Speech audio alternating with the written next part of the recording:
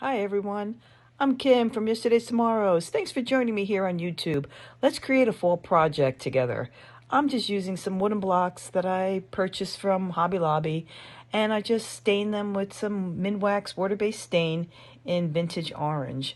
I'm just taking some decoupage paper. This is by Decoupage Queen. It's called Harlequin. And taking some decoupage medium, putting the little squares right on top of the blocks, and it's going to make it really, really cute and give it some nice design on all the edges of the decoupage paper with some pinking shears. Then I'm just going to be taking some stamping letters and I'm going to spell out the word fall with just some black ink and just some stamps that the letters are F-A-L-L. Spell out the word fall, and you're going to have a beautiful creation to put in a vignette or in your autumn decor in your home. Everyone, thanks for watching this with me today. And if you could, please subscribe, ring the bell. I would love to have you back again on my page soon. Thank you, everyone. Have a great day.